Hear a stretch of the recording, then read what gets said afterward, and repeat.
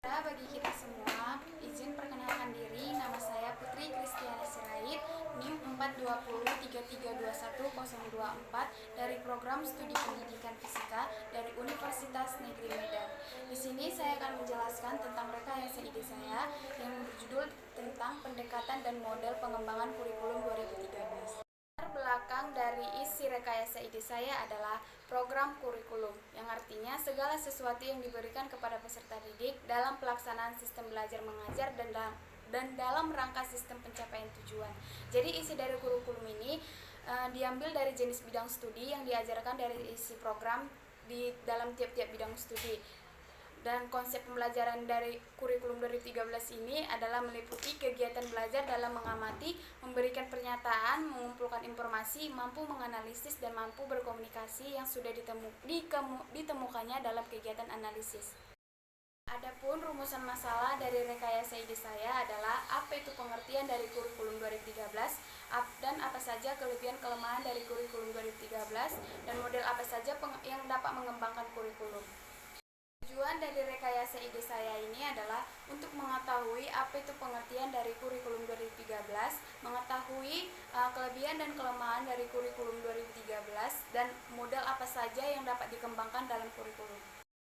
Pembahasan dari rekayasa ide saya ini yaitu satu, pengertian dari kurikulum 2013. Pengertian dari kurikulum 2013 itu adalah pengembangan kurikulum tahun 2004 yang berbasis kompetensi. Jadi kurikulum 2013 ini suatu pencapaian kompetensi yang berhubungan dengan sikap, kemampuan, pengetahuan, dan keterampilan. Kurikulum 2013 ini juga merupakan suatu penyempurnaan dari kurikulum tingkat suatu pendidikan atau KTSP. Kurikulum 2013 ini pada dasarnya diambil dari perubahan suatu pola pikir dan budaya mengajar, keterampilan dalam belajar, skill dan pendidikan berkarakter, dan kemampuan mengajar tenaga peserta didik dalam melaksanakan suatu proses belajar mengajar di sekolah. Di kurikulum 2013 ini juga siswa dituntut untuk paham atas materi dan siswa aktif dalam berdiskusi dan mampu presentasi teori yang mereka pelajari di sekolah. Siswa juga harus memiliki sikap yang sopan santun, disiplin yang tinggi. Selanjutnya yaitu kelebihan dari kurikulum 2013. Kelebihan dari kurikulum 2013 ini adalah satu, menekankan kepada pendidik untuk berkarakter karena adanya kesempatan untuk lembaga pendidik agar lebih maksimal dalam suatu pembentukan karakter peserta didik. Yang kedua, lebih memungkinkan siswa lebih aktif, inovatif, dan kreatif.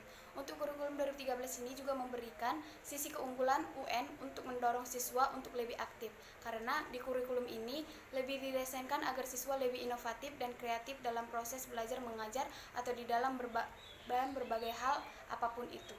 Yang ketiga itu lebih responsif terhadap fenomena sosial. Siswa harus lebih responsif dalam berbagai hal agar peserta didik dapat diajarkan untuk lebih mandiri supaya tidak tergantung dengan orang lain dan cepat tangkap dalam berbagai fenomena sosial. Dan yang keempat itu dalam kurikulum 2013 ini dapat mendorong guru untuk juga semakin lebih kreatif dan memberikan pengajaran kepada peserta didik dan inovatif dalam keahlian guru serta memberikan materi yang diajarkan atau disampaikan kepada peserta didik lebih mudah dipahami. Adapun kelemahan dari kurikulum 2013 ini adalah guru banyak salah paham karena guru beranggapan kurikulum ini guru tidak perlu menjelaskan materi kepada peserta didik di ruangan kelas. Seharusnya guru tetap menjelaskan materi kepada peserta didik karena banyak mata pelajaran yang harus dipahami peserta didik dalam setiap sub mata pelajaran. Dan yang kedua itu guru yang belum siap secara mental dalam kurikulum 2013. Adanya kurikulum 2013 ini akan menuntut guru lebih kreatif lagi pada saat pengajaran kepada peserta didik. Dan yang ketiga adalah kurangnya pemahaman guru dalam konsep pendekatan saintifik. Pendekatan saintifik itu adalah suatu konsep dasar yang dapat menginspirasi perumusan suatu metode mengajar dengan dapat menerapkan karakteristik secara ilmiah. Dan keempat, kurangnya keterampilan guru dalam merancang RPP. Menurut kenyataan di lapangan menunjukkan bahwa masih banyak guru tidak menyusun RPP. Jika guru tidak melakukan penyusunan RPP, akan memiliki faktor penyebab yaitu tentang tidak memahami dengan benar apa sesungguhnya hakikat RPP dan bagaimana prinsip penyusunan RPP secara pentingnya rencana pelaksanaan pembelajaran dalam RPP yang dapat disusun. Selanjutnya itu model pengembangan kurikulum.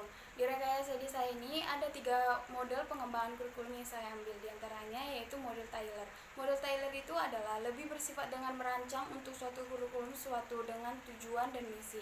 Model Taylor ini juga tidak menguraikan bagaimana pengembangan kurikulum dan bentuk langkah-langkah konkret secara rinci karena Taylor hanya memberikan bagaimana dasar-dasar pengembangannya saja. Yang kedua, model TABA. Model TABA ini lebih difokuskan kepada pengembangan kurikulum sebagai proses perbaikan dan penyempurnaan. TABA dalam kurikulum ini hanya bisa dirancang oleh guru dan tidak diperbolehkan atau diberikan kepada pihak berwenang. Karena menurut TABA, guru harus memulai proses dengan menciptakan suatu unit belajar mengajar khusus bagi murid-murid mereka di sekolah dan bukan terlibat dalam perencanaan suatu kurikulum umum. Karena TABA itu menganut pendekatan induktif yang dimulai dengan hal khusus dan dibangun menjadi suatu rancangan umum. Dan yang ketiga itu yaitu model Olive. Dalam model perkembangan kurikulum, menurut Olive dapat dibagi menjadi 3 kriteria, yaitu simple, komprehensif, dan sistematis.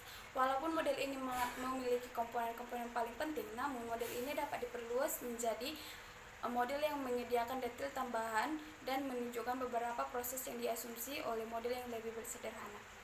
Sekian penjelasan rekayasa ide saya yang berjudul tentang pendekatan dan model pengembangan kurikulum 2013. Kurang dan lebihnya saya minta maaf. Sekian dan terima kasih.